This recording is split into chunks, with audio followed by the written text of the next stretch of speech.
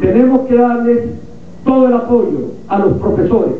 No es posible que una facultad de medicina carezca de una base de revista. En el periodo 2000-2003, el periodo de más dificultades económicas de la universidad, al punto que casi le suspenden el servicio eléctrico, la facultad pagaba de su fondo de autogestión. Cada departamento que produzca dinero, que lo maneje de acuerdo a sus necesidades. Debemos proponer al gobierno nacional darle a nuestros profesores el carácter de médicos institucionales, con un salario de 6.000 a 7.000 dólares mensuales. Y tenemos que llevar a nuestros profesores preclínicos a los hospitales a través de la creación de departamentos como bioquímica, farmacología, inmunología y parasitología clínica, por ejemplo, de tal manera que los profesores preclínicos tengan el carácter de científicos institucionales, también con un salario mensual de 6.000 a 7.000 dólares. Esto no es un sueño. El gobierno anterior y el actual gobierno conceptualmente estaban de acuerdo con los funcionarios institucionales. Hay que insistir en la apertura de los concursos de cátedra y en el reconocimiento de los cambios de categoría. Los concursos deben ser honestos y transparentes. Necesitamos un decano con una firme y decidida posición en el consejo académico para defender los intereses de la facultad. Necesitamos una infraestructura administrativa que facilite el proceso de enseñanza y aprendizaje.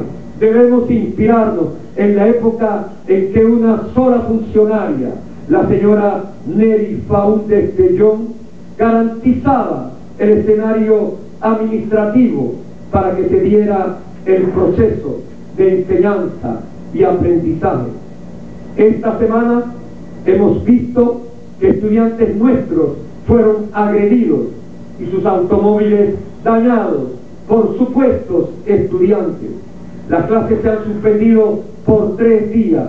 Yo voy a ser bien claro en este punto.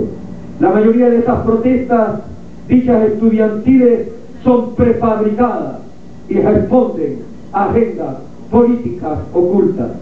La Facultad de Medicina del siglo XXI no va a tolerar más ninguna agresión a nuestros estudiantes y no vamos a tolerar más interrupciones del proceso de enseñanza-aprendizaje.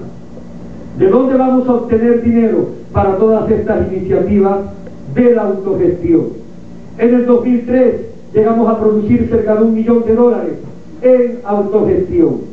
En el 2011 solamente el Seguro Social invertirá $1 millón en educación médica continua. ¿A dónde se va a ir el $1 millón del Seguro Social para educación médica continua? A las universidades privadas. ¿Por qué? Por el eclipse del liderazgo académico de nuestra facultad en educación médica continua.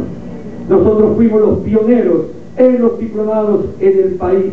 El próximo quinquenio será también el de la educación médica continua y haremos la escuela de educación médica continua.